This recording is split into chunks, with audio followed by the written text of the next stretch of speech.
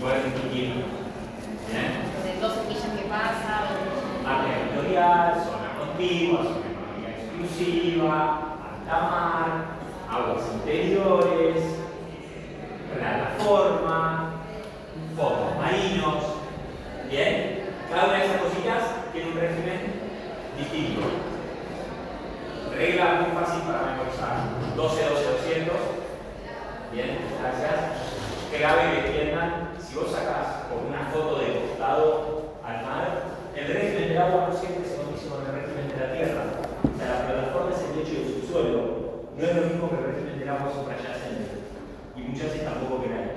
Bien, entonces el corte horizontal en líneas horizontales también está bueno que lo tengan en mente. ¿De acuerdo?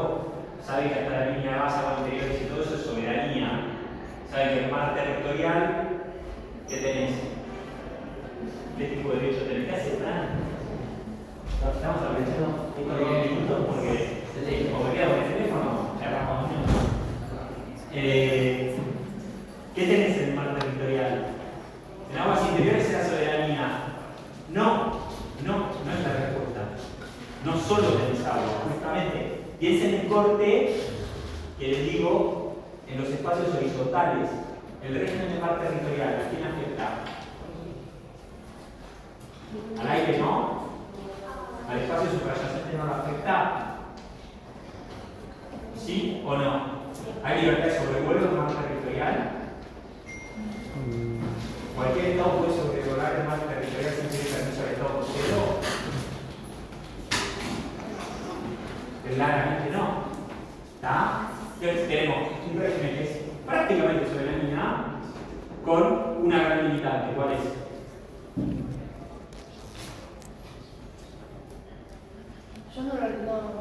¿Cuál es el derecho que tiene el tercer estado respecto del derecho en el mar territorial? El paso inocente. El paso inocente, exactamente. ¿Qué es el paso inocente? Que no te tengo que pedir permiso, en tanto y cuanto cumpla con los requisitos mínimos. ¿Bien? Entonces, ese tipo de cositas las tienen que tener muy aceptadas. Paso inocente, qué derecho va a tener el Estado mar territorial, zona contigua, zona económica exclusiva, las 6 libertades de alta mar, plataforma continental, cómo difiere el agua suprayacente. Yo cuando armaba los exámenes a veces jugaba un poco con eso. En la milla número 163, en la milla 25 de la plataforma. O sea, y todos digamos, de cabeza. Estamos en la zona económica, estamos en la zona contigua, no, estás en la plataforma. No es lo mismo, no es el mismo régimen. Ese tipo de cosas estén despiertos. Estudien, porque si aquí contigo buzón. Paso inocente quiere decir que falta un poquito de estudio, pero ¿qué derechos hay? Cada espacio es fundamental. ¿Tá? Siempre, no sé ahora, pero históricamente se incluyó algún casito en el cual había algo que pasaba en algún lugar. O una pregunta de, che, mira, tenés un barco pescando en la milla 196, en la milla 31, en la milla 17, en la milla 9. ¿Qué onda? ¿Entendés qué pasa con eso? Entonces, si vos no sabés bien cómo definir los distintos espacios, al menos esta definición básica de hasta dónde, bien, y entiendan siempre que la medida que te alejas, tenés menos derechos. Bien, a menos obviamente que tenemos costas enfrentadas, ¿no? Eso también lo vieron, me imagino. O sea, si nosotros dos somos dos estados, tu costa está ahí, mi costa está acá, y estamos a 15 millas de distancia, imagínate que yo difícilmente pueda tener un mar territorial de 12 millas, dejándole ellos uno de 3. ¿No? ¿Se acuerdan el tema de la plataforma continental del Mar del Norte? Seguro lo vieron por costumbre. ¿Cuál es el problema?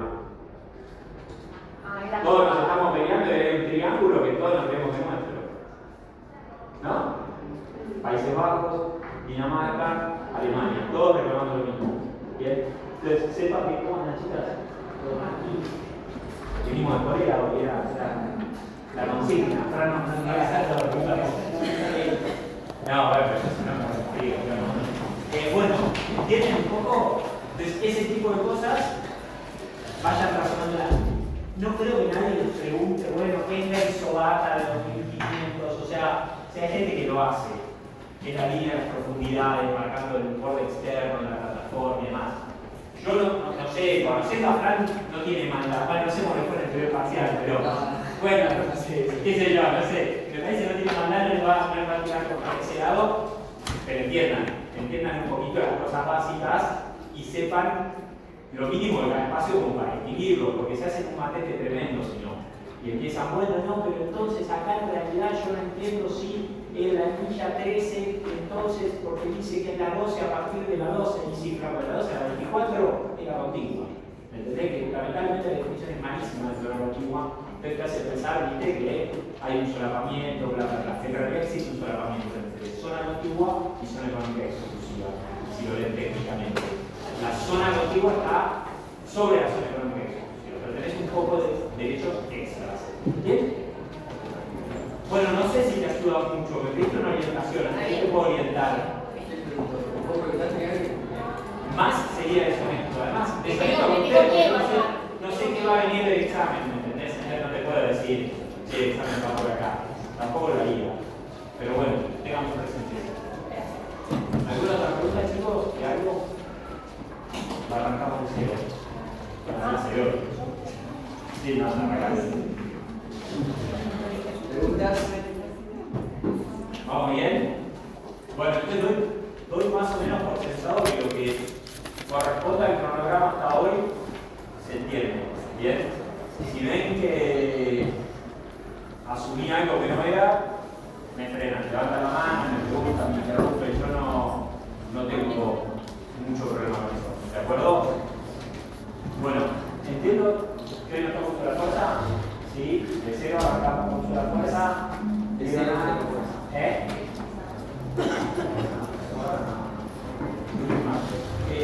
bueno, arrancamos de cero.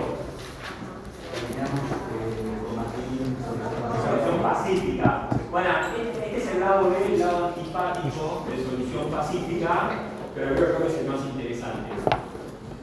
Más aún en épocas como las actuales. Obviamente van a decir, bueno, claro, venís una hora y media, no tenés nada mejor que venir a mentirnos en la cara. Es el mundo que tenemos. Vamos a estudiar Derecho, vamos a discutir cómo el Derecho permea o no las situaciones que vamos viendo a nivel mundial. ¿De acuerdo? Época riquísima, riquísima, riquísima para tirarme dardos de que lo que les estoy diciendo no es así. Así que aprovechémoslo a ver si podemos defender este ordenamiento que tenemos y justificar la materia, ¿no? Bien, arrancamos. Quizá lo que hace interesante, y por favor me ayuda, lo que hace interesante desde mi perspectiva, este tema puntual dentro de la materia es que siempre el uso de la fuerza fue la última ratio. O sea, ustedes ya vieron que los estados son soberanos, eso implica que son iguales, ¿bien? Ninguno le va a bajar línea al otro, entre pares no prima ninguno, y eso implica que vos no me impones tus reglas, yo no te impongo las mías. ¿De acuerdo? Ahora, cuando estamos en esa situación, si no nos ponemos de acuerdo, ¿qué pasa? ¿Para qué? Va a haber conflicto y va a ser uso de la fuerza. Vale, pongámosle que hay una disputa, seamos más progresivos. Bueno, no nos ponemos de acuerdo, ¿no? Digamos, una diferencia entre hechos o derechos entre estados, como que somos estados. ¿Bien? Que es como la definición básica de disputa. Bueno, seguimos, no nos ponemos de acuerdo, no nos ponemos de acuerdo. Ustedes ya ven la solución pacífica, saben que la Corte Internacional de Justicia está buenísima, pero le tenemos que dar jurisdicción nosotros los estados, ¿verdad? O sea, como que no sea parte del estatuto de la Corte, depende cómo me tome el artículo 36, si acepto o no una declaración amplia la jurisdicción de la Corte. Entonces sería muy probable que yo, siendo parte del estatuto, vos siendo parte del estatuto, no le demos jurisdicción a la Corte. Por lo cual esa avenida ya está cerrada. ¿Bien? ¿Lo vieron con Malvinas? Excelente. Excelente. Tuvo un reclamo en el 55, si no me equivoco, argentino, con un par de tecnicismos, porque las islas Malvinas habían quedado fuera, era sobre el resto de los espacios del Atlántico Sur. El Reino Unido de Gran Bretaña y Irlanda del Norte porque no había jurisdicción, y ahí quedó. Tuvimos el caso de las papeleras ante la Corte y tuvimos un intento con el tema de la deuda externa, que no se habla mucho de ese caso, pero bueno, fue medio americano. Sí, con la jurisdicción por ningún lado. En la época de la reestructuración de deuda, segundo gobierno de Cristina Kirchner. Bien. Bueno, cuestión. no nos ponemos de acuerdo, ¿qué hacemos?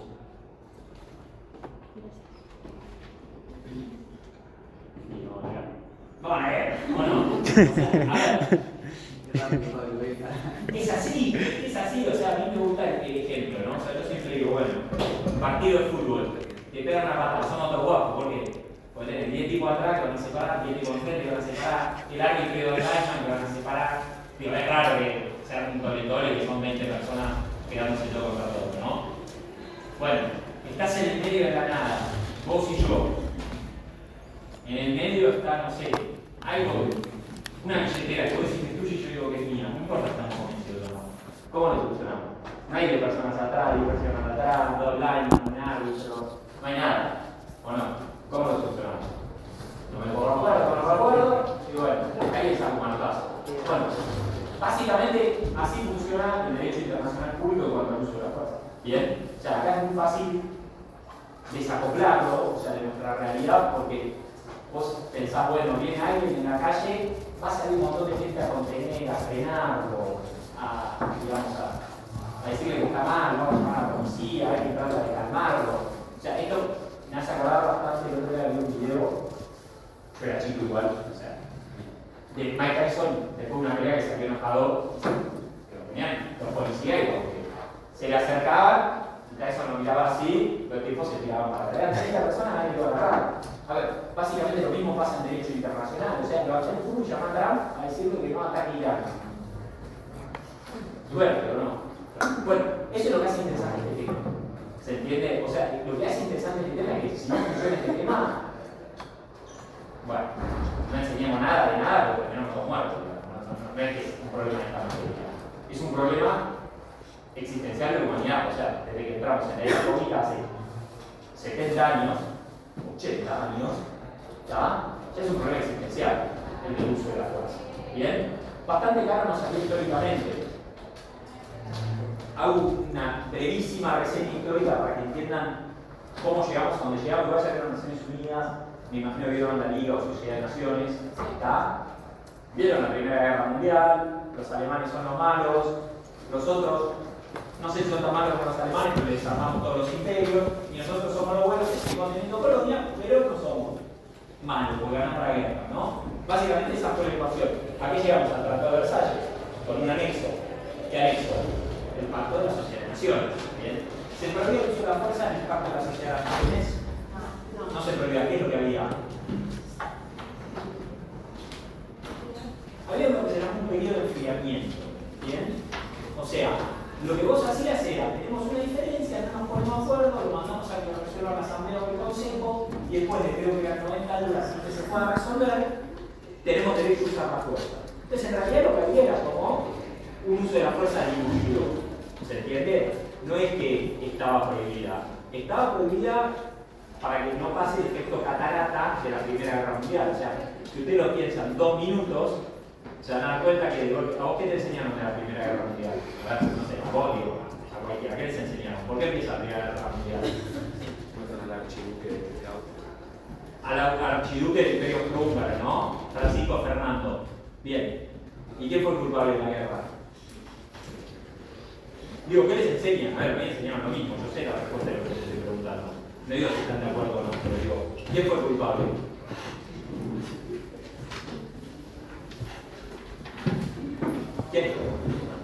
¿Quién paga las reparaciones? Alemania. ¿Qué tiene que ver con Hungría? Todavía no lo sabemos, ¿no? ¿Y qué tiene que ver el resto de Europa? ¿Alguien lo pensó?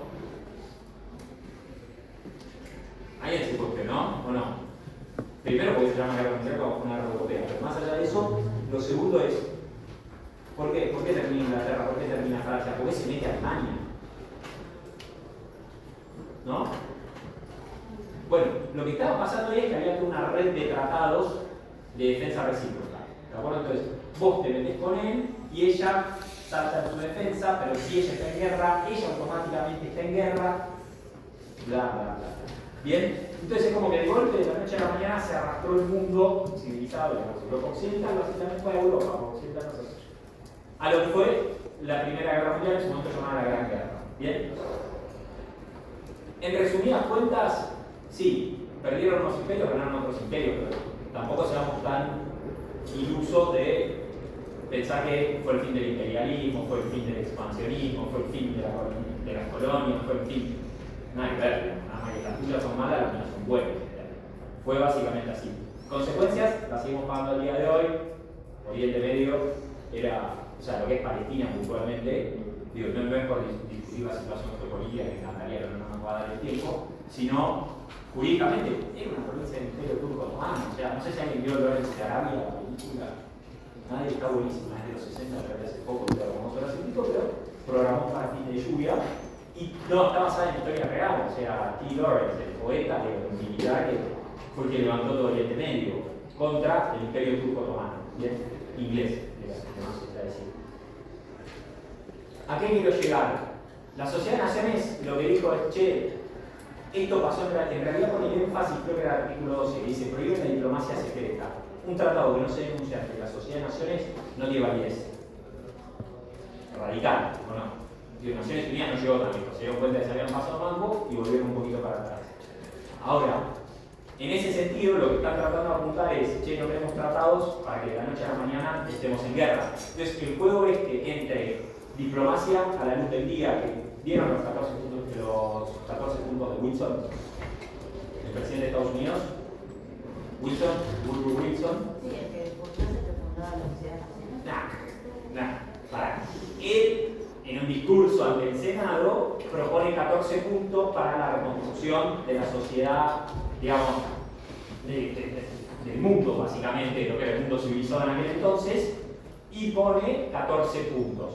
Uno de ellos fue crear una organización de la Sociedad de las Naciones. Obviamente, o sea, parezco como muy anti-yanqui, lo cual realmente no soy ni de malo, pero realmente no es que las inventó él. O sea, es como que se forjó a la luz de varias sociedades. De hecho, otro punto era la diplomacia a la luz del día y demás, ¿no? Que era esto de evitar los tratados secretos. ¿Se tienden a asociar el discurso de los 14 puntos con la Sociedad de Naciones? Sí. ¿La creó él? No, de hecho, Estados Unidos no integró a la Sociedad de Naciones, porque el Senado nunca lo aprobó. Fue un tratado que Estados Unidos nunca aprobó internamente. Con lo cual, ya empezó por lo menos recto, ¿no? Es un proyecto de la Sociedad de Naciones. Pero bueno, a lo que quiero llegar es que no era tanto el énfasis en el uso de la fuerza. Había mucho rumbo en otras cosas, que bueno, el uso de la fuerza con esto de que de la noche a la mañana no nos debatemos, estemos todo de guerra, no se alcanza. ¿Bien? Bien. Obviamente murió menos de 10 millones en la Gran Guerra, que esto y lo otro, lo cual a esta altura del partido suena casi anecdótico la cantidad de muertes. Soy insensible y digo, pero la Segunda Guerra Mundial tuvo un salto exponencial. No vamos a hablar solamente de la crueldad con la que se desarrolló el conflicto armado, sino la tecnología. Y no hablo solamente de las armas nucleares, o sea, de las dos bombas nucleares que mataron cerca de 150.000 personas cada uno más, todas las consecuencias que trajeron. O sea, ferrocarriles ya totalmente al servicio del esfuerzo bélico en la frontera, con lo cual se expande la línea de abastecimiento. Aviones que ya no son para recorrer un poquito, no es el caballero rojo que iba en un avión que parece de manera balsa con una ametralladora que parece una gomera. Digo, ahora ya tenés aviones que cruzan océanos, ya tenés otro tipo de magnitud bélica. Bueno, pum, estamos a la Segunda Guerra Mundial, 60 millones de muertos. En el medio hay algo interesante en internetito, que a mí me gusta mucho, lamentablemente bastante bastardeado, que es el tratado Briand-Kellogg. ¿Bien? Hay una jugarreta muy interesante ahí, y vos si leíste el libro lo habrás visto. Claro, los franceses eran como la potencia número uno, todavía siguen con un poco ese ego napoleónico, ¿no? Que no se alcanzó con perder la guerra franco-prusiana en los 70 del siglo XIX, como nosotros somos la potencia, somos la potencia. Pero seguían un poco con esa mentalidad de que hagamos un balance de poder, ¿no? O sea, la guerra no va a frenar con aliados. ¿Bien? ¿Quién era el gran ganador de la Primera Guerra Mundial en todos los sentidos posibles?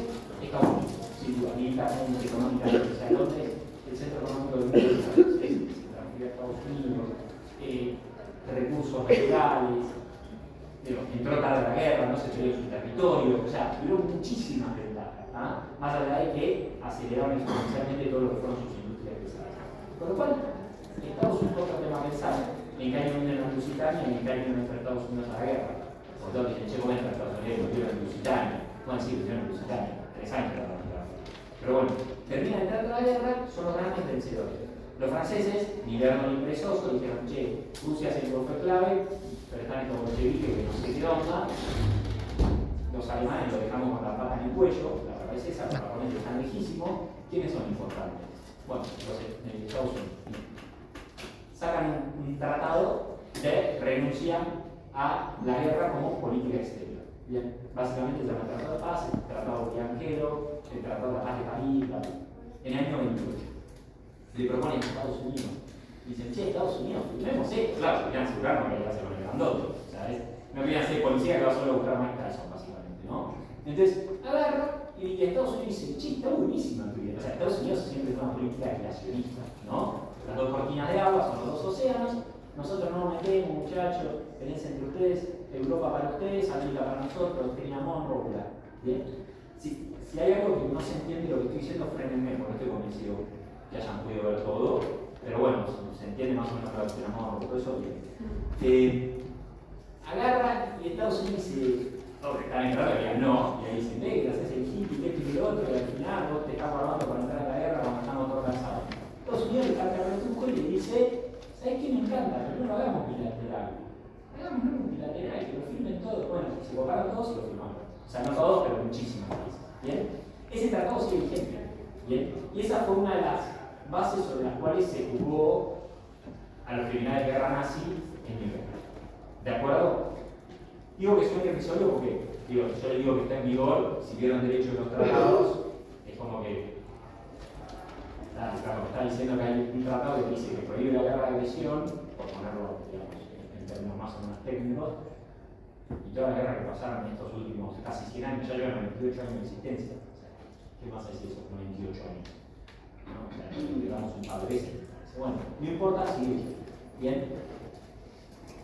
Ese fue un poco el caldo de cultivo que nos lleva a una prohibición más categórica del uso de la fuerza. No prohibía el uso de la fuerza, sino que ese no podías usar como forma para relacionarte con otros estados, de acuerdo con terceros estados. O sea, lo que se llama una guerra de agresión. O hacer política exterior a través de la fuerza. Llegamos al año 45, o sea, no frena la Segunda Guerra Mundial, obviamente, la Sociedad de Naciones tampoco. Claramente no la puede frenar. Y era claro que el títere de la Sociedad de Naciones, o sea, Mussolini invadiendo Abisinia, o sea, el norte de África, Japón avanzando sobre Manchuria, o sea, que los japoneses como se calentaron y se fueron de la sociedad, Estados Unidos que no entraba, digo, como que andaba todo bastante mal, ya todo hecho, Adolfo ganando poder en Alemania, ¿no? O sea, no estaba muy tranquilo el asunto. Bueno, explota la Segunda Guerra Mundial, ¿y qué pasa? 60 millones de muertos, por lo menos, ¿bien? Con todas las atrocidades que conllevó entre militares y contra civiles, ¿de acuerdo? Bien, todas las aberraciones que se pueden imaginar pasaron en la Segunda Guerra. No solo en la Segunda Guerra, pero creo que en la Segunda Guerra está bastante bien documentado todo lo que pasó. No hay que, digamos, no vale la pena demasiado ahondar en detalles que ya conocemos todos. Llegamos al año 45, ¿bien? Acá tenemos tres muchachos que se llevaban bastante bien, con un cuarto que nadie entiende por qué se sentaba ahí, pero no importa. Básicamente estamos hablando de Stalin, Churchill y Roosevelt. Bien, respectivamente, Unión Soviética, Reino Unido, Estados Unidos. Bueno, en realidad Roosevelt muere antes, ¿no?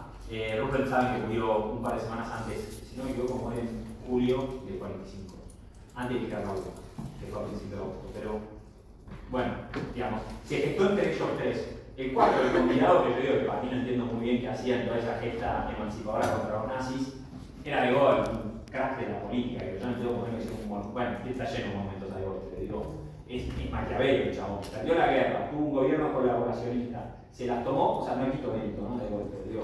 Fue el jefe de unos partisanos y el tipo es miembro permanente, o sea, gracias a él Francia es miembro permanente del Consejo de Seguridad. O sea, si hay un país en el mundo que perdió la Segunda Guerra Mundial de Francia, por excelencia. El tipo lo metió como miembro permanente. No sé si estamos todos de acuerdo que es Mandrake. De Gaulle es Mandrake. Y se mantuvo al margen de la OTAN, hizo los ensayos nucleares que ustedes estudiaron, bla, bla, bla. Digo, chapó para De Gaulle, al que le interese, al que le interese la historia de Gaulle es fascinante, fascinante, fascinante. Después se va, vuelve, digo, medio que lo he hecho, después vuelve. Es re interesante. Bueno, cuestión, arman la Organización de Naciones Unidas. obviamente teniendo el precedente inmediato de la Sociedad de las Naciones, con varias diferencias, varias diferencias. La más importante es la prohibición del uso de la fuerza. Ahora sí, ya el artículo 2.4, ¿qué dice? Sí, alguien que abra la carta, explico bien. No, además tengo que retirar la carta.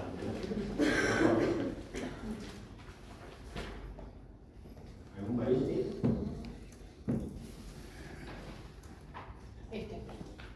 El Dice- párrafo 4 de Sí.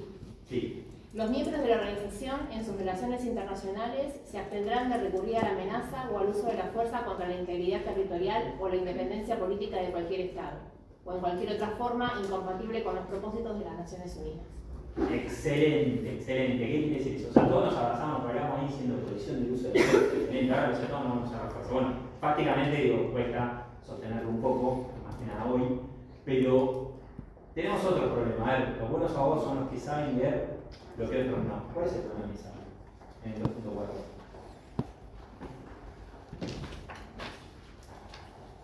Nadie ve ningún problema. O sea, no se conformen con la intuición de decir está prohibido el uso de la fuerza. Está bien, sí.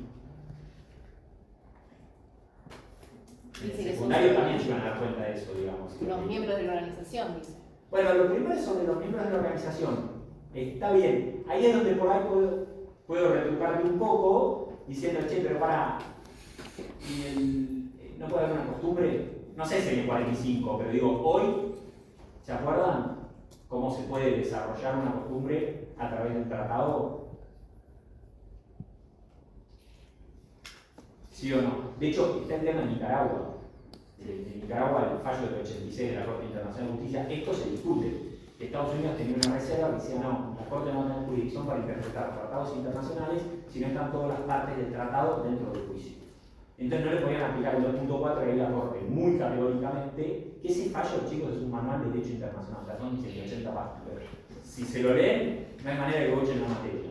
Y si lo entienden, Todas las clases nos enseñamos. sí, es todo, o sea, el fallo ese es todo, digo, tiene muchos años, está desactualizado, pero es todo. Y básicamente el relator dice, che, para, Estados Unidos está todo bien con que no te pueda aplicar el 2.4, hay una norma igual en la costumbre.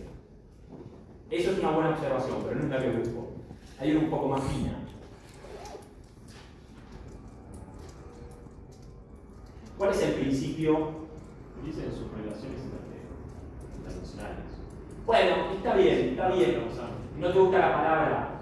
No, es similar a que antes habíamos dicho, para que lo querés textual.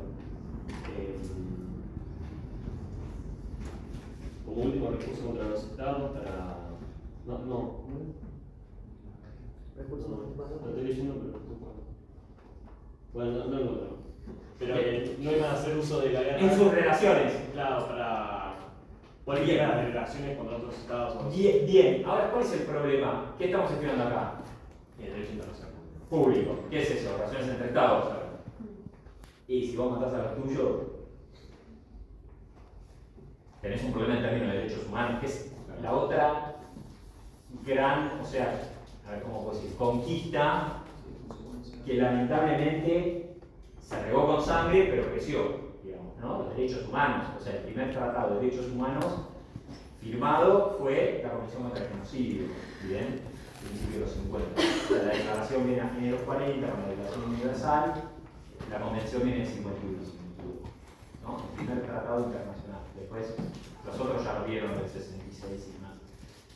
Pero a ver, si vos agarrás y bombardeas una población civil en tu territorio en el año 50, y no sé si está mal. Digo, para el derecho internacional. Está mal moralmente, jurídicamente te puedo cuestionar un montón de cosas, pero no el 2.4. Definitivamente el 2.4 no. ¿Cuál es el otro problema? Pero está bien, quiero que lo lean así, como en esa clave.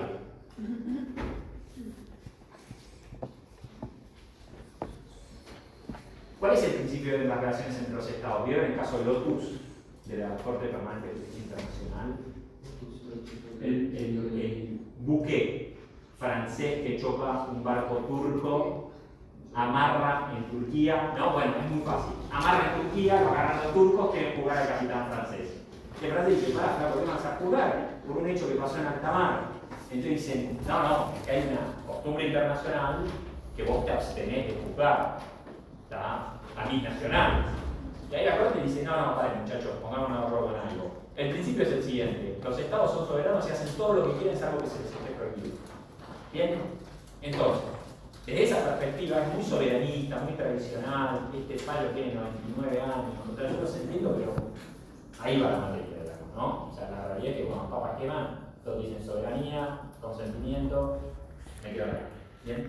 Bien. Entonces, si yo, desde una perspectiva soberanista, estatalista, estoy tratando de buscarle el pelo al huevo en el artículo 2.4, yo me animaría a plantearles, che, está todo divino, es entre las relaciones entre Estados, todo lo que ustedes quieran, pero acá no me está diciendo que no puedo usar la fuerza, me está diciendo que no puedo usar la fuerza, ¿para qué?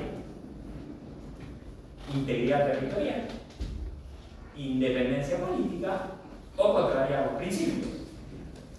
No puede haber un uso de la fuerza que exceda esos tres requisitos. Bueno, primera gran discusión cuasi filosófica, ¿no? Sí, para ayudarte. Claro, si yo quiero atacar a mi vecino, yo te quiero atacar a vos, y bueno, pará, o sea, decime en qué sentido es contra tu independencia política, decime en qué sentido es contra tu integridad territorial, decime en qué sentido. Contra los principios es como un atrapatodo, ¿viste? Como una cláusula medio residual que agregás ahí para barrer con lo que puede quedar por afuera del otro. Pero bueno. Tal vez, no lo sé, pero el afán de agregar en la redacción del artículo para hacerlo lo más amplio Sí, para blindar, porque no te pueden decir está prohibido el uso de la fuerza. ¿Por qué? Porque van a ser igual. Primero van a ser igual, y segundo tenés una excepción tamaño baño en el artículo 51 que es la legítima defensa. Ahora vamos a caer en esa, ¿está? Pero la realidad es que no todo uso de la fuerza está prohibido. Suena horrible decirlo, pero en la realidad no todo uso de la fuerza entre estados es ilícito.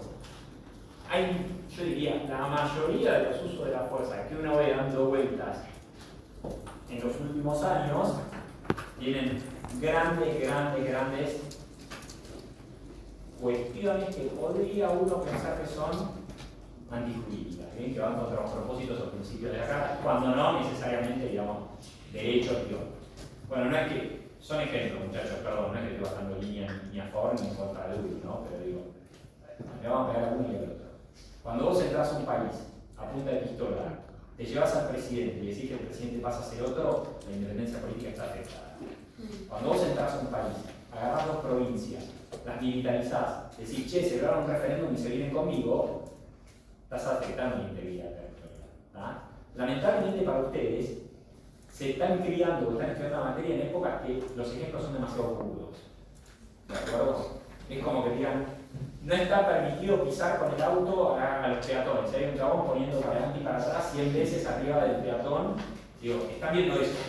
¿De acuerdo? No siempre fue así. Hubo épocas mejores y esperemos haya épocas mejores por venir. ¿De acuerdo? Pero por eso la blanqueamos. Digo, los ejemplos que podemos ver al día de hoy, lamentablemente son monstruosos. Son catastróficos, no les puedo vender un producto que digo, está podrido, ¿entendés? O sea, no lo podemos negar, podemos discutir lo que pasa en el mundo, entendamos cómo debería funcionar y después podemos ver cuáles son las posibles justificaciones jurídicas, lo cual no tiene que ver con la ética o con la moral. ¿De acuerdo? Bien. Entonces, ya estamos empezando en la zona de los grises, ¿no? Bueno, sí, la prohibición del uso de la fuerza, bueno, para tan categórico, tanto tal no es. Pareciera ser que la del año 28 es un poquito más categórica. Si después la buscan, el pacto de Unión, creo que son 2 artículos, miren, no hay mucho que leerles. Léanlos, la verdad que lo leen en 3 minutos y se van a dar cuenta que por ahí es mucho más ambicioso que el 2.4. ¿De acuerdo? Bien. Entonces, tenemos el 2.4 como prohibición categórica. ¿De acuerdo? Con excepciones. O por ahí limitándose. En un ordenamiento jurídico, como en derecho internacional público, tenemos que ver todo lo que va quedándonos por afuera. Bien, después, a ese artículo 2.4, la propia Carta le genera ciertas excepciones. ¿Está? O sea, ya estamos arrancando con un tema de, no diría contradicciones internas, pero cuando vos sentás una regla y empezás a sentar excepciones, empezás con los problemas. ¿De acuerdo? ¿Por qué? Porque nadie te va a decir, che, yo estoy violando el 2.4. Te van a decir, no, me estoy colgando de cualquiera de todas esas excepciones que caminan. Bien. Arrancamos con las excepciones. Creí que levantaste la mano que querías. No, Me muero. Bueno, ese acto de participación espontánea, no digo que me interrumpa para participar, me parece genial. No, siéntanse libres igual, Bueno, primero y principal, no sé hasta dónde tengo que llegar hoy. Hasta donde quieras. Hasta donde pueda. No te apures, Fede, porque está la clase que viene también. ¿Sí? Estamos bien de tiempo, así que... Bueno, pasa por lo estoy ametrallando. Suelo ir rápido, pero digo, si se pierden algo me avisan. Excepciones de la más diversa índole. Bien. La más, digamos, directa, lineal, y yo creo que la más manoteable si sos abogado del Estado que está guerreando por el mundo, es la legítima defensa. ¿De acuerdo? Eso es el artículo 51 de la Carta de las Naciones Unidas. Ahora vamos a volver en un minuto a esto de las excepciones. Bien. Tenés otras excepciones. Eso es lo que yo lo calificaría. Estas son cosas que me sirven a mí para entender. No es una categoría rígida o doctrinaria. Nadie les va a preguntar, espero, en el examen este tipo de cosas. Pero ese es el manotazo individual. ¿De acuerdo? O sea, no me gusta mucho comparar con el ordenamiento jurídico interno, pero la legítima defensa. El derecho internacional no es lo mismo que la legítima defensa en el derecho penal argentino, pero tiene ciertas analogías. ¿De acuerdo? O sea, hay un sistema de contención colectivo en el derecho internacional público, es la Organización de las Naciones Unidas, a través del Consejo de Seguridad de las Naciones Unidas, que son esos 15 estados, ya lo deben estudiar, los 5 permanentes, bla, bla, bla. Bien. En el ordenamiento interno sería la policía, el Poder Judicial, el Ministerio Público, Fiscal, Defensoría. ¿Bien? ¿De acuerdo? La legítima defensa es cuando no me está ayudando el sistema colectivo. ¿De acuerdo? Ahora, el sistema colectivo tiene principalmente dos vías para actuar. Una es el capítulo séptimo, que ahora lo vamos a estudiar con un poquitito más de detalle. Y el otro es el capítulo octavo. Bien. El capítulo octavo son organizaciones regionales. O sea, es para canalizar los problemas de un Estado a través de una organización regional sin llegar a instancia universal. O sea, tenemos Estado, región, por así decirlo, mundo. ¿De acuerdo? Mundo, Organización de las Naciones Unidas. Es por excelencia la organización con vocación universal. Ustedes vieron organizaciones internacionales, entonces saben lo que puede ser en cuanto a si es cerrada o abierta. Es abierta, los únicos requisitos es que tiene que ser un Estado, que, en términos muy románticos, amante de la paz. Amante de la paz y que quieras, digamos, respetar y con capacidad de respetar los propósitos y principios de la Carta. ¿De acuerdo? Gran, eterna discusión, la de Palestina. ¿Por qué Palestina se le trabó tanto el tema de que es un Estado, de que no es un Estado, bla, bla, bla? No va tanto por ahí el tema a nivel de Organización de las Naciones Unidas, por eso fue un observador y demás durante muchos años. Lo que se cuestionaba es que fuera un Estado amante de la paz. ¿Me entiende? Por eso también se puso paños fríos a la OLP, Organización de Liberación Palestina. Por ahí les estoy hablando de cosas perpetuas, que es como que sale de la Primera Guerra Mundial, pero realmente esto pasó en los 90, los 2000. Esto pasó hace 4 millones de años. Bien, Yasir Arafat, no sé, por ahí, los que son un poco más grandes, fueron el Premio Nobel de la Paz. Encabezaba la OLP, Organización de Liberación Palestina. Para la mitad de la historia un terrorista, para la mitad de la historia un guerrero luchando por la liberación nacional del pueblo palestino. No tomó partido, opinó lo que quiera, en su biografía, qué hizo, qué no hizo, qué bueno, lo malo, lo lindo. Bien, bueno, el problema es un poco ese, el amante de la paz, ¿no? Eso es lo que se le cuestionaba. Volviendo un poco a lo que son los miembros de las Naciones Unidas, ese es el nivel universal, ¿de acuerdo? Bueno, obviamente, cuando uno va por estas avenidas institucionales, tenés más requisitos que cumplir. Por eso yo les digo que lo más fácil, lo más rápido, lo más expeditivo es cortarte solo. Legítima defensa. Bien. Ahora vamos a ver cómo interactúan estos sistemas. ¿De acuerdo? Hay un articulín más que es anecdótico al día de hoy, pero es el artículo 106 de la Carta de las Naciones Unidas. ¿Alguien lo quiere leer? Sí, por favor. ¿Es una pregunta? Sí. Yo no sé muy bien, pero Palestina e Israel se hablan los dos de legítima defensa.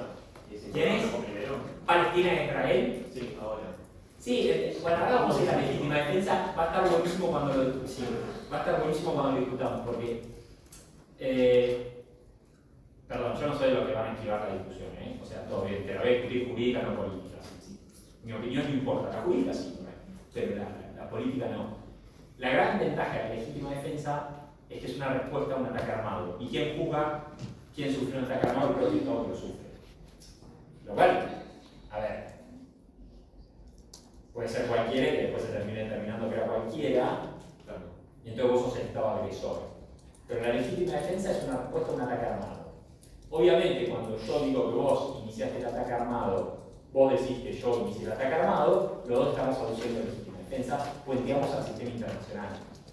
¿Entendés? Entonces, sí, eso es lo que pasa, pero siempre pasa. Pero sería el ejemplo. Siempre, es como entre los hermanos y le pegó primero al otro. Digo, si el que tiene hermanos que iban sentados en el auto atrás, digo, se daba vuelta a tu mamá y ¿qué pasa? Me pegó. Automáticamente vos nunca le empezaste. No importa qué pasó, vos nunca le empezaste. Es lo mismo con la legítima defensa. Yo nunca le empecé, si no tengo que reconocer que soy el agresor. O meterme dentro de otra excepción, pero la del 51 era más cómoda así. La legítima defensa es la que va. Bien, ahora vamos a ver por qué. Bien. ¿Alguien me lee el 106? Yo lo leo. Dale, gracias.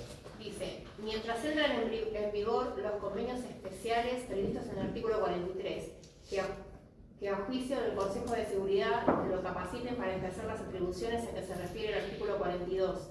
Las partes en la declaración de los 4 potencias firmadas en Moscú el 30 de octubre de 1943 y Francia deberán, conforme a las disposiciones del párrafo 5 de esa declaración, celebrar consultas entre sí y cuando a ello hubiere lugar con otros miembros de la organización a fin de acordar en nombre de esta la acción conjunta que fue necesaria para mantener la paz y la seguridad internacional. Espectacular, ¿no? ¿Qué están diciendo? Hasta que este sistema de seguridad colectiva empiece a caminar, los 4, Francia, ¿por qué a Francia de la afuera? Ya se lo dije, porque igual estaba gobernando en el exilio, ¿o no? ¿Se acuerdan? O sea, estaba Petén, manejar Petén.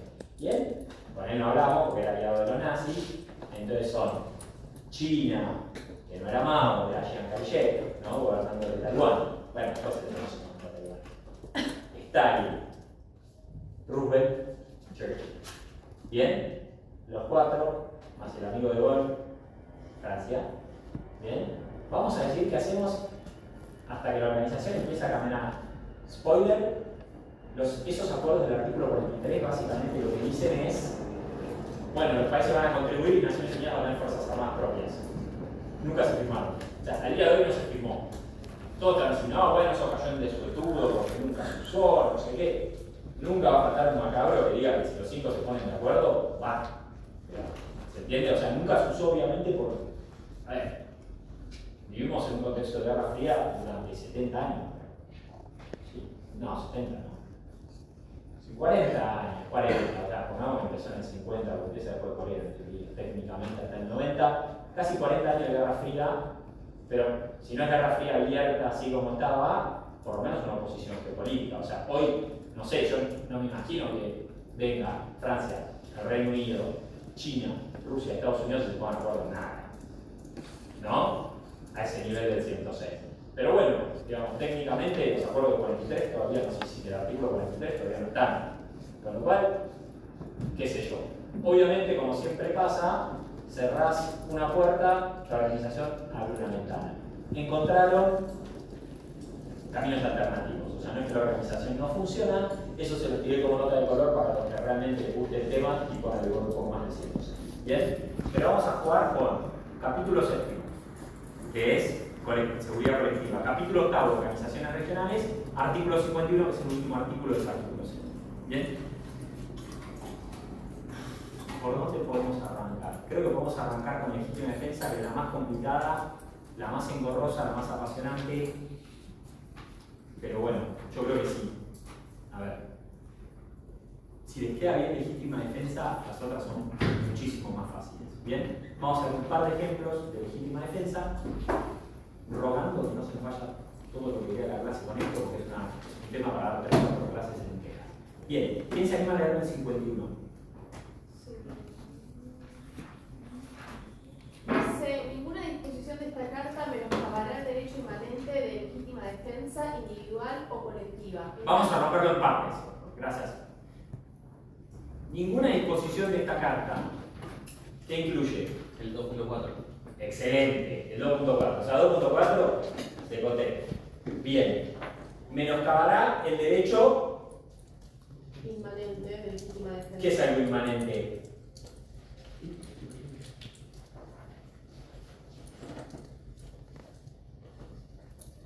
Le pertenece a cada uno. Algo inherente, podemos decir sí, que de cada uno y que lo define como tal. ¿No? ¿Sí? ¿Estamos todos de acuerdo? O sea, te están diciendo, los estados tienen un derecho que los define como tales, por ser tales, a la legítima defensa. ¿Bien? ¿Qué nos está sugiriendo estas dos partes? Digo, vamos 4 palabras y ya miren todo lo que estamos maquinando. O sea, es un artículo, pero el más complejo de la carta. ¿Qué nos está sugiriendo esto? Ninguna disposición de la presente carta menoscabará el derecho inmanente. Que nada igual va a vulnerar ninguna disposición, va a vulnerar el derecho a la legítima defensa de los estados. Está muy bien. O sea, la carta no prevalece sobre eso. Claro. Y eso lo preexiste. Porque es un derecho inmanente. No te lo están reconociendo por tratado. No te están diciendo los estados podrán recurrir a la legítima defensa. Te está diciendo, che, acá la legítima defensa preexiste y este derecho preexistente no te lo toca ninguna disposición. ¿Entienden? La implicancia detrás de esto, o sea, es una bomba, es hacer un pollo a la carta, quédate con el 51. Desde la perspectiva del abogado que quiere defender el Estado que usa la fuerza, ¿no? ¿Entienden? La propia carta, vos querés traerme la carta, bueno, la propia carta me está diciendo que este derecho preexiste y camina por encima de todos los demás. ¿Bien? Sigamos, perdón la interrupción. Sí, después sigue individual o colectiva. En caso de ataque armado. Espera, individual, no, lo vamos a ir rompiendo porque si no es un montón de información que se va a ir perdiendo. Después en sus casas, el fin de semana que yo voy tranquilo, se divierten, pero ahora vamos a ir rompiéndolo. Individual o colectiva, ¿a qué le sonaría? Pero también está bueno que entiendan, porque si no saben lo que es inmanente, difícilmente entiendan el contenido. Si no saben la diferencia entre la legítima defensa individual o colectiva o por qué tiene sentido, se están perdiendo la mitad del chiste. Individual o colectiva, ¿qué les suena? Colectiva como regional, ¿puede ser? Podría ser regional. A mí me gustan las analogías para que después, porque después les quedan. ¿Alguien tiene hermanos mayores? Sí. Bien. ¿Alguien le gustaba pelearse en el colegio? Ah. Ya lo entendí, no sé quién. Te ¿Qué? ponen la mano. Obviamente. A ver, me hago el picante con un chico 2 grados más grande que yo. Me llena la cara de dedo, ¿qué hago? Busco a mi hermano que es 4 grados más grande que yo y le pone los puntos al que 2 más que yo, pero 2 menos que él. Bueno, esa es la legítima defensa colectiva. ¿Bien? O sea, yo no me puedo pelear solo, entonces busco a Fran para que me mande la parada. ¿Bien? Un ejemplo de todo sería la primera propiedad. No. Parece No, bien. puede ser. Habíamos hablado de los tratados como en un Sí, poco- ahora vemos, Rotan. Ahora la vemos. Porque es un tratado de asistencia recíproca en caso de ataque armado. O sea, lo que está creando una obligación convencional para la legítima defensa. ¿Bien? Pero no es que la OTAN es eso. ¿Se entiende? O sea, está tratando de subirse a caballo de esto. El Pacto de Varsovia también. Pero no sería más, por ejemplo, no sé, China no ataca a Taiwán porque si no se mete Estados Unidos. Bueno, es que sí, son las dos cosas. O sea, yo puedo agarrar y decir, bueno, nosotros, todos los estados, nos ponemos, no todos, nosotros, esas tres filas, como grupitos, que es un poco lo que pasaba antes de la Primera Guerra Mundial, ¿no? Lo que buscaba Francia. Es lo que llevó a la Primera Guerra Mundial, un balance de poder se llama. Estratégicamente hablando, es un balance de poder. Es, vos sumás un grandote y yo traigo un grandote. 2 grandotes, 2 grandotes. Vamos. Es cosa de que, digamos, queden en el lugar. Podría ser eso, pero también puede ser el caso de Nicaragua contra los contras. Nicaragua contra Estados Unidos del año 86. ¿Qué hacía Estados Unidos en Nicaragua? Bueno, parte del argumento de Estados Unidos fue, pará, pero El Salvador me dijo que Nicaragua lo atacó y me pidieron legítima defensa colectiva. ¿Tienen ejemplo más concreto? Lo que pasa es que no es una crítica a ustedes, no tienen los instrumentos técnicos, eso es cierto, eso es un problema que no los puedo culpar a ustedes porque no han estudiado la materia cuando esto pasó, pero tampoco las fuentes de información que uno suele usar son las mejores. Fue el argumento de Vladimir Putin para lo que nosotros decimos que fue invadir Ucrania, que ellos dicen, no, libre determinación. ¿Vieron libre determinación de los pueblos? Sí. Bueno, ¿vieron el reconocimiento de estados? Sí, el reconocimiento de estados, ¿cómo es? ¿Tenés población? ¿Tenés gobierno? Bien. En teoría lo que pasó es, parezco como muy anti-yanqui, pero ruso no es así. Pero digo, el argumento jurídico, para que vean que todo tiene un argumento jurídico. No todo, digo, el tío Donald ya no se está gastando ni siquiera en argumentar. Eso es problemático a otro nivel, porque hasta Ucrania, me animo a decir, Israel-Palestina, casi que también discuten cuestiones jurídicas, casi. No de la mejor manera, pero hay un argumento jurídico de fondo. Ya lo que está pasando, lo que pasó en Venezuela, principalmente lo que pasa en Irán, ya digo, no se está discutiendo ni siquiera derecho. Realmente no es una opinión personal, no se está discutiendo derecho, lo dice la Sociedad Americana de Derecho Internacional. 100 profesores, los mejores, no sé si todos los mejores, muchos de los mejores profesores de universidades de Estados Unidos firmaron una carta en la Sociedad Americana de Derecho Internacional diciendo que es ilegal lo que se hizo en Venezuela, diciendo que es ilegal lo que se hizo en Irán. No lo digo yo. O sea, realmente no es que lo estoy diciendo yo de anti-yanqui. Lo dicen profesores de Derecho Internacional de Estados Unidos que trabajan en Estados Unidos. Pero no importa. El argumento de Putin, bueno o malo, ahí lo podrán ver ustedes, es que acá hay dos provincias que las estaban reprimiendo. Ejercieron el derecho a la libre determinación. Se declararon independientes. Yo los reconocí. Ucrania los atacó. Ejerció la defensa colectiva. Tatán. Listo. Cerrado el argumento jurídico. Ucrania que le dice, pará, Putin está usando la fuerza contra mi integridad territorial, contra mi independencia política, me estuvo llenando de muchachos rusos estas zonas que me levantaron a la población local, se me está parando de mano mal, quiero reaccionar una operación de seguridad interior y ahora me dice que es un conflicto armado internacional. Bueno, son las dos versiones de los hechos. Ustedes vean con cuál se quedan. Pero argumentos jurídicos hay en las dos. ¿Entienden? Argumentos jurídicos hay en las dos. ¿De acuerdo? Pero por ejemplo, de legítima defensa colectiva. Luhansk y Donetsk no pueden plantarse contra Ucrania. Luhansk y Donetsk, protegidos por Rusia, cambia. Nicaragua se estaba llevando puesto los otros. O sea, no digo que esté mal o bien políticamente, no es una crítica al régimen sandinista ni nada. Pero la realidad es que El Salvador, Honduras, no tenían capacidad para frenar el avance de Nicaragua. ¿Bien? Lo cual no justifica que se meta a Estados Unidos, pero el argumento jurídico fue ese. La Corte dijo que no porque ¿qué hizo Estados Unidos? Ahora cuando sigamos leyendo, vamos a ver que el ataque armado, ¿quién dice que sufrió un ataque armado? El Estado que lo sufre. O sea, yo catalogo algo como un ataque armado o no. Pero interesantemente, en el caso de Estados Unidos, El Salvador nunca había dicho que había sufrido un ataque armado y formalmente no le había pedido ayuda a Estados Unidos, pero bueno, o sea, no le dijo, che, legítima defensa, vení. Le digo, che, bancame que me están invadiendo. No es lo mismo. Nadie se lo comunicó al Consejo de Seguridad y demás, que son otros de los requisitos. Puntualmente, la lectura política que hacen algunos autores, también más interesante, este derecho a la legítima defensa colectiva, es: los estados están renunciando mucho con el 2.4, o sea, no a todo uso de la fuerza, pero sí a mucho uso de la fuerza, ¿no? Entonces, ¿cuál es la contrapartida? Yo estoy siendo vulnerable a que es un poquitito más grandote que yo, ¿verdad? Entonces, permitime ir a buscar uno más grandote. ¿Se entiende? O sea, yo te digo que no voy a usar la fuerza, pero si me atacan, porque esto es si me atacan, déjame ir a buscar uno más grandote para que lo frene. Lo cual es una bestialidad, o sea, que vuelta a balance de poder bruto. O sea, nos hacemos civilizados, pero básicamente esto es buscar uno más grande para que mate a quien viene a matar. O sea, es el pez grande como el pez chico. Es así, que se lo vendan como quieran, pero la lógica es esa. ¿Está? Entonces tenemos ya desde una perspectiva jurídica y por ahí más política, cuál es el rol de la legítima defensa, individual o colectiva. ¿Bien? Pero entonces, perdón, Sí. el tercer estado que va a ayudar al que lo ataca entraría como legítima defensa, pero en Colectivo. favor, claro, colectivo en favor de que está recibiendo Claro, ataque. lo que pasa es que el que está siendo atacado te tiene que pedir.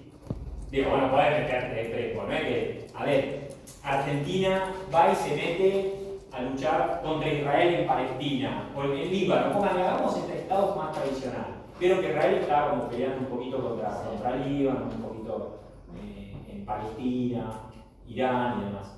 Ponele que Argentina salte y dice, Líbano, yo te digo, a gloria, sí, ¿entendés? Volver a tu casa, o sea, a menos que te llamen. Igual es opción de ese tercer estado de Obviamente, prestar ayuda o no. imagínate si vas a entrar a arrastrar. Es peor que la Primera Guerra Mundial, entonces, porque tienen que saltar todos. ¿Entendés? Es opcional. Lo que no pasa, claro, hoy pensando en Es opcional, pero si no lo ayudás, desde la lógica de hoy es muy loco, pero esto es muy de balance de poder de la segunda posguerra. Che, los soviéticos quieren llevar a Hungría, metámonos. Vietnam, ¿me entendés? Afganistán, digo, en los 80 cuando van los soviéticos, ¿no? Guerra Irán-Irak, o sea, la guerra Irán-Irak nadie habla, murieron 800.000 personas. Nadie habla, es como que se maten, ¿verdad? ¿Viste? Están en otra punta del mundo, nadie habla. Y así podemos hablar de un montón de guerras, pero la lógica es esta. ¿Me entendés? La lógica es esta. ¿Es macabra? Sí, pero es esta. No te puedes meter si no te invitan, pero si te invitan, rompe todo. Bueno, rompe todo, no sé. Sí, igual. Ahora lo vamos a ver. Entonces quedamos en individual o colectiva. Sí. Sigue. En caso de ataque armado contra un miembro de las Naciones Unidas, acatando que el Consejo de Seguridad haya tomado las medidas necesarias para mantener la paz y la seguridad internacionales. Frenan ahí. Bien, entonces, tiene que haber un ataque armado. Lo cual es un problema porque no hay ningún lado donde se defina lo que es ataque armado. Si ustedes se fijan, o sea, yo les pregunto, ¿qué es un ataque armado?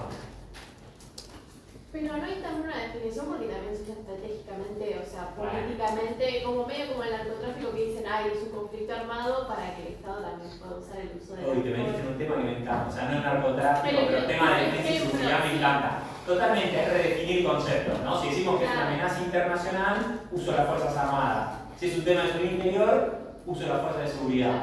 ¿No? Es lo mismo, sí. Es el problema, el típico problema que tenemos en derecho. Redefinís un concepto y cambias toda la disciplina, ¿no? Bueno, entonces, ¿qué pasa acá? Ataque armado. Cuando ustedes se fijan, les tendría que llamar la atención. La palabra guerra en la Carta de Naciones Unidas no aparece, aparece en el preámbulo, el flagelo de la guerra. Después no se habla de guerra. Bien, es como la palabra prohibida. Pero habla, no pueden usar la fuerza armada, ¿no? El artículo 39 habla de agresión. Ahora vamos a ir al 39. No, el 2.4 no dice ataque armado. No dice ataque armado.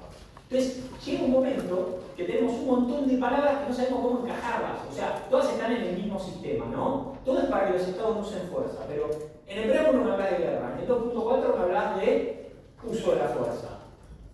¿Está? En el 51 me hablas de ataque armado. En el 39 me hablas de amenazas, quebrantamiento de la paz o la seguridad internacionales. En otro lado me hablas de agresión. Digo, ¿cómo interactúan? ¿Cuál es más, cuál es menos? Digo, ¿todo ataque armado es una violación del 2.4? No sé. Yo no sé. ¿Toda violación del 2.4 es un ataque armado? Eso sí lo sé. No. Bueno, vamos a adivinar un minuto. Síganme, por favor síganme porque esto es muy fino y no mucha gente lo percibe. Lo que termina pasando en Nicaragua contra Estados Unidos es que dicen, está bien, Estados Unidos, varios problemitas tenés con tu argumento. El primero es que no te llamó ni Honduras, ni El Salvador, ni nadie.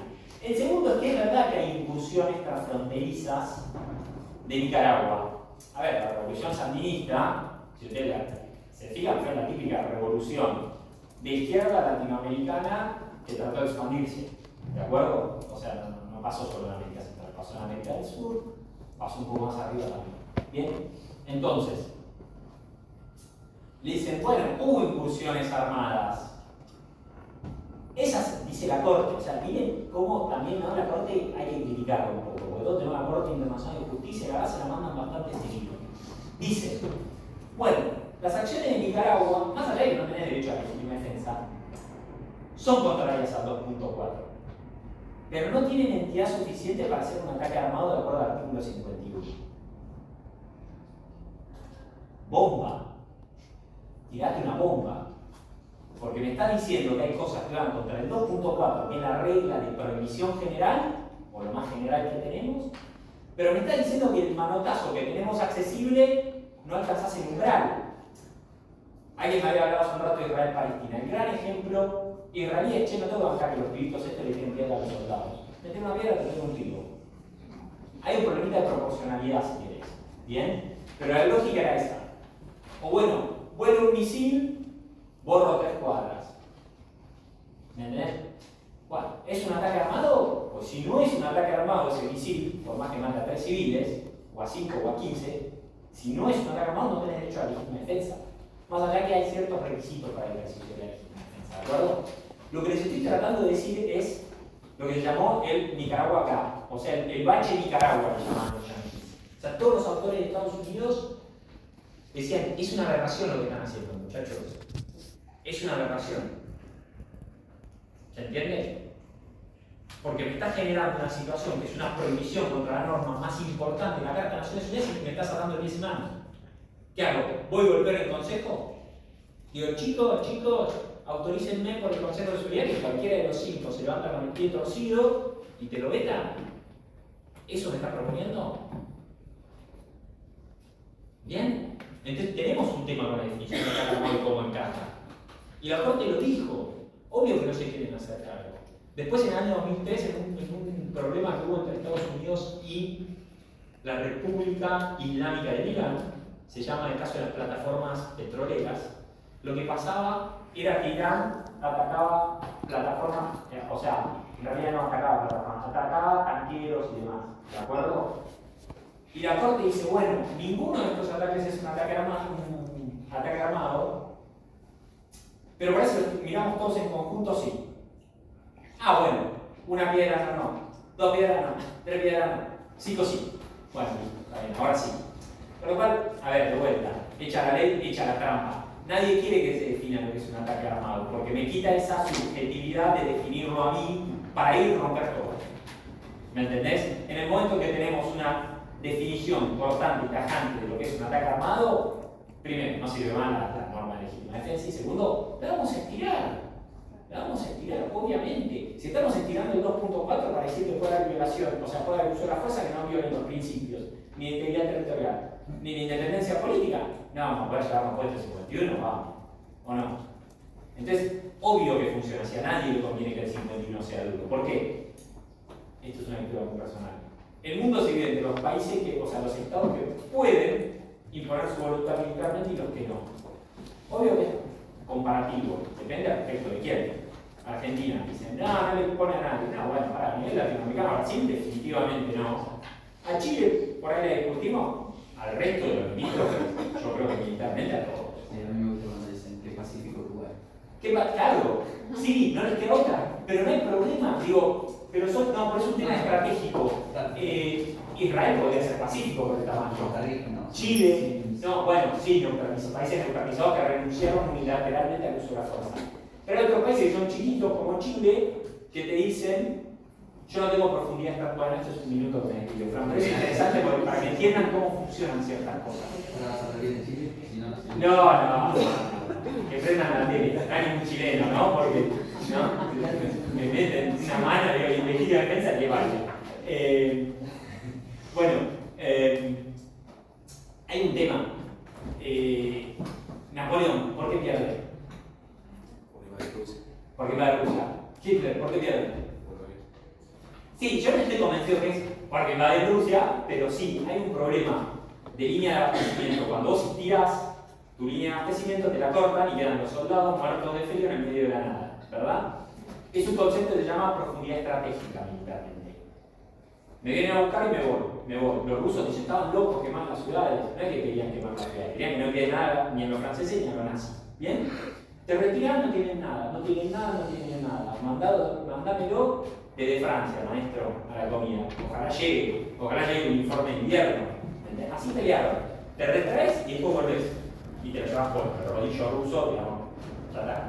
Te llevó puesto y frenaron en Berlín, literalmente. Bien. Chile e Israel son dos estados que no tienen profundidad estratégica. Entonces, ¿ellos qué te dicen? Yo no puedo esperar que me pegues. Haces así y yo te salgo a la jugular.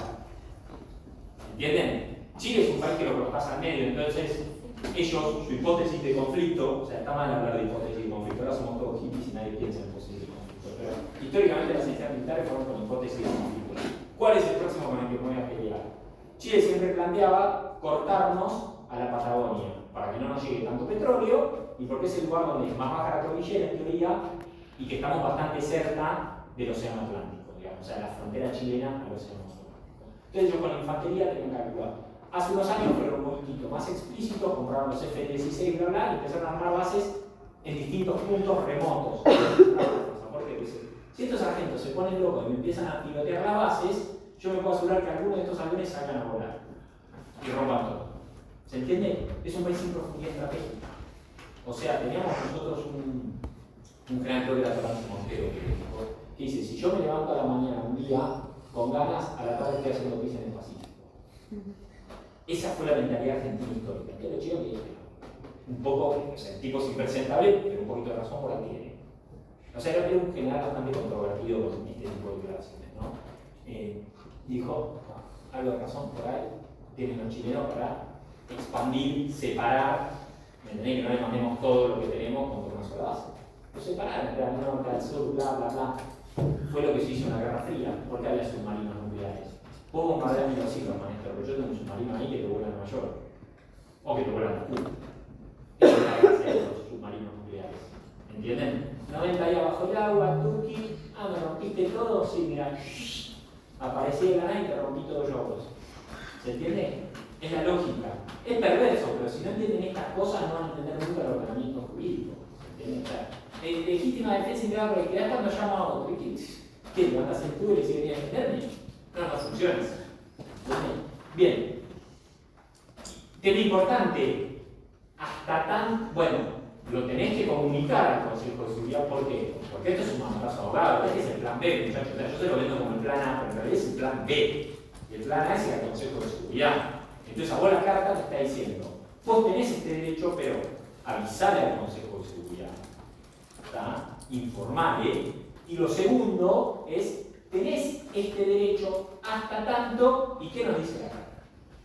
Dice, las medidas tomadas por los miembros en ejercicio del derecho de legítima defensa serán comunicadas inmediatamente al Consejo de Seguridad y no afectarán en manera alguna la autoridad y responsabilidad del Consejo conforme a la presente carta para ejercer en cualquier momento la acción que estime necesaria con el fin de mantener o restablecer la paz y la seguridad internacionales. Bien, pero volvete una frase más. ¿La de no afectarán? No, antes de donde empezaste. Hasta tanto que el Consejo de Seguridad haya tomado las medidas necesarias. Bien, hasta tanto el Consejo de Seguridad haya tomado las medidas necesarias para restituir la paz. Imagínense, chicos, que el Consejo de Seguridad viene discutiendo la cuestión de Israel desde el año 48. ¿No? O sea, ¿qué significa eso? ¿Que esté anoticiado? ¿Que esté discutiendo el tema? ¿O que efectivamente lo solucione? Porque digo, de los problemas graves del mundo no se solucionó casi ninguno. Con la cuestión Malvinas no resolvieron literalmente al día siguiente. Sí, bueno, hay un tema geopolítico ahí atrás, por así decirlo. Argentina se cortó sin ningún apoyo del mundo permanente. Pero es uno de los pocos ejemplos de la historia que te mandaste a la guerra sin ningún tipo de aliado político, ¿se entiende? Más allá de lo militar, digo, políticamente nos mató, o sea, estamos, según uno puede leer y puede averiguar, estábamos muy convencidos que Estados Unidos nos iba a apoyar en detrimento del Reino Unido, pero el veto que estamos buscando es Estados Unidos. ¿Se ¿entienden? Rusia contra Inglaterra, obvio los soviéticos, mala palabra, digo, en esa época el ánimo del gobierno no era muy pro-soviético, por así decirlo, pero tampoco sé si para creerte que Estados Unidos iba a venir a apoyar, o sea, tenían muy buenas relaciones el Estado argentino con el Estado norteamericano, no norteamericano, mexicano, pero digo, teníamos buena relación, pero la idea que veten es un montón. Es un montón. Ese fue el problema que yo. Pero sí, había siempre, literalmente, no tardaron nada. Hubo intentos de solución pacífica, Jim Kirkpatrick, después entró Pérez Collar, que era el secretario general. Dentro de Estados Unidos había gente que estaba apoyando la solución pacífica del conflicto y quisieron frenar a los ingleses, pero no llegaron a nada, o sea, se lo comieron. Lo que más nos apoyó era Kirkpatrick, que era embajador de Estados Unidos en Naciones Unidas. Pero el secretario de Estado, no. Pero entonces, ¿qué sería que se resuelva el Consejo Nacional? Te estoy preguntando yo a vos, qué sé yo. Es lo que te digo. ¿Hasta cuándo la legítima defensa? ¿Hasta cuándo? Digo, para que se den una idea, el Estado de Israel ejerció legítima defensa preventiva en el año 67. ¿No? Ya, medio como que ya el texto del 51, no es que lo agotamos, pero que para este curso le sobra lo que escucharon. ¿Está? En el año 67, no sé si más o menos están al tanto, la guerra de los 6 días y demás, bueno, fue quizá la guerra donde más territorio ocupa Israel, ¿de acuerdo? Y no lo digo yo, lo dice la Corte Internacional de Justicia, o sea, me estoy tomando, hay muchas cosas que parece que tomo partido, pero no estoy tomando partido, lo que dice Naciones Unidas, lo que dice la Corte Internacional de Justicia. Cuando tomo partido, se los hago saber, ¿no? Y después del 67, claro, el argumento fue, bueno, yo ejerzo legítima defensa, pero me tengo que garantizar, no neutralizar el ataque, que no me vuelvan a atacar, porque yo no tengo profundidad estratégica. O sea, a mí me están bombardeando el techo de mi casa, lo cual es cierto. ¿Tá? Bueno, después del 67 siguió ocupando territorios hasta hace algunos años y otros lo sigue ocupando. Los territorios ocupados son del 67. El argumento estriba en la legítima defensa en última instancia. Preventiva. Ahí el argumento es, che, ¿por qué me tienen que caer la bomba en el techo cuando yo sé que está viniendo el ataque armado? Bueno, en el caso del 67 se interpretó de manera positiva. La comunidad internacional dijo, sí, bueno, a ver, claro, están moviendo los tanques a la frontera. Había observadores de Naciones Unidas que los echaron a todos. O sea, en Egipto, en Siria, los echaron, en Jordán los echaron. Le dijeron, flaco, tomátela, pues se pudre. Se fueron los suecos. Bueno, a ver, era bastante lógico pensar que te estaban atacando. Legítima defensa preventiva. Ahora, la pregunta del millón ahí en la legítima defensa preventiva, en la cual no hubo ataque armado, y ya acá es donde empezamos a romper el molde del 51. Ya esto no es 51. ¿Bien? Esto es interpretaciones, pero que más o menos se aceptaron. Yo siempre pongo el ejemplo. Si agarrás a los japoneses volando por el Pacífico yendo a Pearl Harbor y los bajás, ¿está bien o está mal? No moralmente, jurídicamente, digo. Ya saben lo que pasó en Pearl Harbor Con el diario del lunes, sí. Con el diario del lunes es una legítima defensa. Totalmente. Con el diario del lunes. Vos me decís, che, los estamos viendo llegando a Hawái, bajalo, flaco. ¿O no? Bajalo, ya está. Bueno, listo. ¿Lo bajaste? ¿Legítima defensa preventiva? Sí, yo creo que sí. O sea, bueno, hay muchos términos que se usan: interceptiva, anticipatoria, no importa. Pongámosle preventiva o tradicional, porque si no va a ser una técnica. Ahora, el que está fabricando el avión en Japón, digo, porque hay un nexo causal, todo termina siendo una cuestión de proximidad con el ataque armado, sea lo que significa un ataque armado. Si es que empieza cuando pega el avión, si es que empieza cuando cae la bomba, si es que empieza cuando murió el primer tipo. ¿Cuándo empieza el ataque armado? Cuando salta el portaaviones de Japón, ¿empieza el ataque armado o no? ¿Sí? Y cuando le cargaste las bombas al avión, ¿empieza el ataque armado o no? Y cuando está fabricando la bomba, y cuando está fabricando las antiparras del piloto, ¿cuándo empieza a atacar? Es un tema de causalidad. ¿Se entiende? Porque tú dices, inmediatamente, cuando es evidente, bueno, ¿cuándo es evidente, flaco? Porque puede pasar un portaaviones y no tirar nada. Yo qué sé cuándo es evidente. Con lo cual ya ahí empezás en la pendiente resbaladiza. ¿Entendés? O sea, es un tobán con jabón eso. Porque ahora sí, pero ayer no, pero mañana sí, pero el preventivo, ¿cuándo? Pero no está atado también en el contexto, todo eso. Como, ¿Qué contexto? Y en la guerra del Pacífico se zarpan o salen unos aviones de Japón a Pero sí, la se guerra del vendían. Pacífico, mira, esto es una discusión de historia, ¿no? Pero nadie estaba tan disconforme con que los japoneses se lleven un pedazo de China que se le estaba llevando a los comunistas. O sea, nadie se escandalizaba tanto. El problema vino porque se metieron con la ruta de los rusos que bajaban. ¿Entendés? Ahí, cuando rompen el tren de una concesión rusa, los japoneses, ahí se cubre. ¿Se entiende? Pero mientras tanto, a ver, China estuvo dividida, o sea, fue una colonia durante muchísimos años. O sea, con concesiones de todos los países, principalmente de Europa Occidental. No era tan mal visto que, bueno, está este loquito Mao que está levantando a todos estos campesinos hambrientos y se están llevando todo puesto. Que bueno, Japón por lo menos por volar, qué sé yo, también esto no se puede hablar. Viste, cuando uno ve la historia, la tiene que pensar dos veces, o sea, porque la campaña japonesa empezó en el 31. Viste, no es que tampoco fue en el 42. Fueron 10 años, Hitler ganó las elecciones en el 32. No en el 39 cuando iba de Polonia, o sea, hagámonos cargo, como humanidad, ¿no? O sea, había la política de los europeos, que son todos moralistas, appeasement, apaciguamiento. ¿Apaciguamiento de qué? De Hitler. Escuché el discurso de Hitler. ¿Qué apaciguamiento de qué, maestro? ¿Cómo lo ponen para ese tipo? Pero es la verdad, nos tenemos que hacer cargo, me parece que iba a hacer cargo de Estados Unidos de haber votado a Trump, o Rusia de haber votado en su momento a Putin. A Xi Jinping no creo que hayan votado, pero ¿se entiende? Nos tenemos que hacer cargo. O sea, porque todo, viste, no, yo no lo voté, o bueno, lo voté pero proponía otra cosa, macho. ¿Qué proponía otra cosa? A ver, Putin gobierna Rusia desde el 2000. ¿Entendés? Trump es el segundo mandato que gana.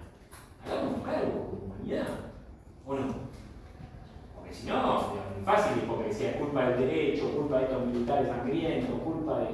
Bueno, vamos a cargo. Alguien tiene que hacerse cargo de estas razones morales. Porque en última instancia, todos estos ejemplos, nos gusten más o menos, porque digo, son razones morales. Digo, la cantidad de muertos que hay en Oriente Medio, en todos lados, es tremenda. La cantidad de muertos que hay en Ucrania y en Rusia es tremendo. Digo, no es un chiste. Son miles y miles de muertos. Todo lo vemos por tele, con una naturalidad, que por una guerra no te esterilizada. Ahora te matan un pedazo de cuerpo tirado por todos lados.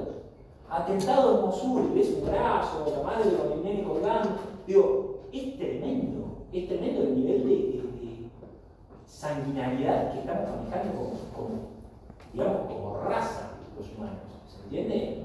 Es tremendo. O sea, no me queda mucho tiempo, tampoco que quiero cachetear mal, pero digo, no es normal ver las guerras en vivo. No es normal. Digo, no sé cuántos de ustedes, o sea, yo hice una maestría en defensa nacional, ¿no? Y había un pibe que era, viste, el típico banderito de todo, claro, había muchos militares en la clase, ¿no? Tipo, viste, democrático, muy educados y demás. Pero este pibe, el típico que te cuestionaba todo, viste, divino, yo soy amigo, sociólogo, ese vago. En un momento un profesor que era sobreviviente de Malvinas dice, escúchame pibe, ¿vos alguna vez le disparaste a alguien? ¿Te dispararon? Que vos no sabías si la próxima te mataba o no. El piso, así se puso así. No dice. Porque yo sí me escondí en la bala y tuve que tirar. Y yo no sabía si lo maté o no. Y hoy no sé si lo maté o no. ¿Está? Vos nunca estuviste en esa, así que callate la boca. Bien, no pasó, no, obviamente, lo que quedó en la maestría en 2 años no hablo más. Pero no es normal. No naturalicemos, no nos internalicemos, digo, no es natural esto, ¿entendés? O sea, yo empiezo como el chiste, bueno, ahora vengo y me miento un rato, les hablo de la prohibición del uso de la fuerza de guerra en todos lados, más allá de las notas jocosas, esto es lo que estamos hablando, es lo mejor que tenemos, muchachos. O sea, si no salvamos esta mínima luz que tenemos, que es derecho internacional público, terminamos mal. O sea, pero miren alrededor, vamos a terminar mal. Digo, yo no soy pesimista, nunca pregoné la tercera guerra mundial, no la pregono ahora, no digo que estamos a punto de una tercera guerra mundial, pero sí estamos con niveles de violencia en la mayoría de las zonas geográficas del mundo y de una violencia bastante virulenta, y lo que a mí personalmente más me preocupa es que no discutimos derecho. No discutimos derecho. Y eso sí es una información de Trump. Lo digo por nombre, digo, yo soy el típico que discutía los argumentos jurídicos de Estados Unidos para invadir Afganistán y Irak. ¿Está? En 2001 y en 2003. No digo que esté bien o mal, Tiene argumentos jurídicos, buenísimo, malísimo, me gusta, no me gusta. Existen. Lo que está pasando ahora es que no estamos discutiendo derecho. Y hay gente que defiende eso, no discutir el derecho. ¿Entienden? No leen la Carta de Naciones Unidas, no leen el 51. Y nadie lee el 51, ¿qué de qué estás hablando? ¿Entienden? Yo no los culpo a ustedes, pero si no saben lo que es inmanente, imagínense lo que van a saber de qué dice el 51. No entienden ni cómo encaja, ¿me van a meter un cuadrado en un círculo. ¿Se entiende? Entonces, es importantísimo por ahí reivindicar un poco el valor no solo de la materia, sino de estos temas puntualmente. Digo, son los que queman. Si el parque territorial mañana pasa a ser 14 millas u 8, no se muere nadie, ¿entendés? No se muere nadie. O sea, además de un loco va a ir a la guerra, pero digo, no pasa nada. ¿Tá? Perdimos millones de dólares, perdimos millones de kilómetros de marca territorial, lo que quieran, muchachos. No cayó una bomba en Buenos Aires. ¿Entienden? Es distinto. ¿Alguna duda? ¿Alguna pregunta? Quedan 15 minutos, no los estoy liberando. Quiero cerrar legítima defensa. Y si no, les tiro 2-3 tips para que entiendan el capítulo 7 con los dejo ir con la cabeza más explotada. ¿Alguna duda de legítima defensa? ¿Entienden más o menos cómo funciona la discusión? Fuimos muy a vuelo de pájaro, o sea, el 51 lo vimos bastante a fondo. La preventiva fue medio por arriba. Sepan que el gran argumento para discutir legítima defensa por afuera de la Carta de Naciones Unidas viene de un incidente que es el incidente Carlyle. Un buque, un conflicto en el contexto de la guerra de independencia de Estados Unidos, estaba atado en Canadá y eran pro-británicos luchando contra la independencia de Estados Unidos. Estamos hablando de 1820 y pico. ¿Bien? Canadá todavía estaba como colonia, parte de la colonia británica. Estaban operando, va a Estados Unidos, se mete al buque británico, lo prende fuego, lo suelta. Ahora estoy pensando cómo pero eran pro Estados Unidos o eran contra los británicos. Sueltan el buque, lo queman y lo tiran por las cataratas. Bien, intercambio epistolar entre relaciones exteriores de Estados Unidos y británicas, y ahí hablan de lo que es la legítima defensa. En realidad no quiero marear. Pónganme que lo que discuten es legítima defensa y dicen que va a ser válida la preventiva, o sea, antes de que esté el ataque, porque imagínense que es un buque amarrado, con la gente viviendo adentro, en tanto y en cuanto sea inmediata, necesaria y no deje más opciones. Si se fijan, es el affair del Carlyle, ¿de acuerdo? Lo buscan, es como la primera enumeración de la legítima defensa preventiva, y también habla, o sea, de ahí se sigue desprendiendo de lo que es la legítima defensa consuetudinaria, la necesidad, la proporcionalidad, la inmediatez. No me puedes hacer un ataque armado hoy y yo te respondo en 8 años. No me puedes tirar una piedra y yo te tiro una bomba nuclear. ¿Se entiende? Entonces, ese tipo de cuestiones vienen por vía consuetudinaria. Todo eso excede el ámbito del 51. Otra gran discusión. Pero si yo estoy vinculado con el 51, ¿tengo que comer todo esto consuetudinario o no? Bueno, no sé. Pareciera que sí, si entienden la independencia de la gente del derecho y demás, pareciera que sí, pero lo podemos discutir. Bueno, ahora les voy a hablar en los 10 minutos que quedan, es una vez que todo el capítulo, así que van a ser hasta y media, del capítulo 7. El martes también, el martes de la primera, bueno. El capítulo 7 termina con el artículo 51, pero empieza con el artículo 39. Se lo voy a poner muy enumeradito, así cuadradito, para que lo entiendan, porque seguramente el martes van a andar en esto. El 39 es la llave de acceso. El 39 básicamente lo que les va a decir es qué situaciones son las que le van a permitir al Consejo de Seguridad tomar cartas en el asunto. Bien, entonces es como la puerta de entrada del 39. El 40 son medidas que pueden ser antipáticas, pero no son medidas provisionales, digamos, perdón. Medidas provisionales que tratan de decir, bueno, arreglemos a las partes, establezcamos el diálogo. Bien. El 41 son medidas, o sea, son sanciones no coercitivas. Estoy tratando de ponérselo de la manera que se entienda mejor. O sea, son actos ya no tan amistosos, te estoy castigando, pero no implican el uso de la fuerza. Bien, o sea, sería como, si querés, medidas coercitivas que no impliquen el uso de la fuerza, de la mejor manera de ponerlo. ¿De acuerdo?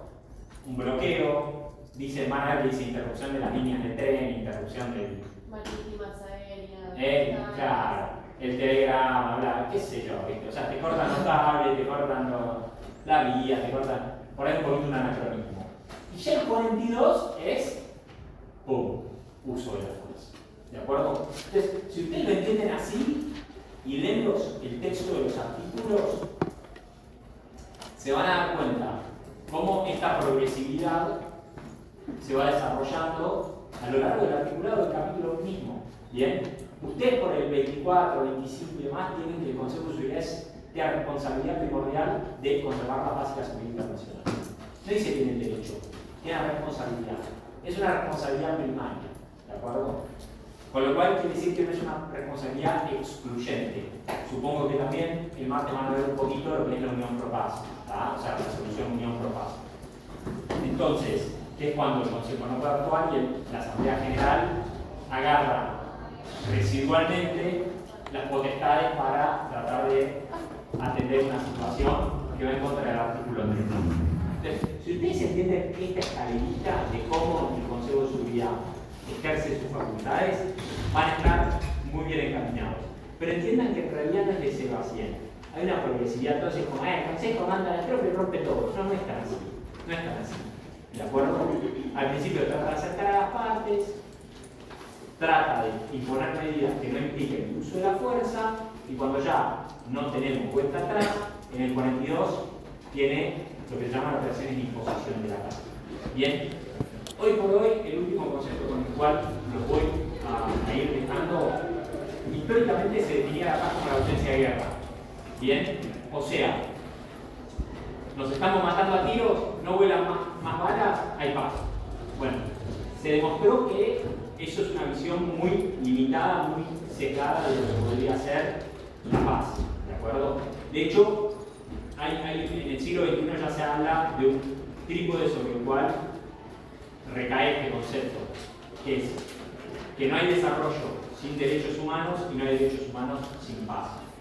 Y tampoco hay paz sin desarrollo, obviamente. Entonces, son como las tres patas sobre las cuales se articulan, ¿bien? Pasó muchísimas veces que Naciones Unidas quedaba con lo que se llaman operaciones de mantenimiento de la paz, y después analfabetismo, hambrunas, pandemias y demás.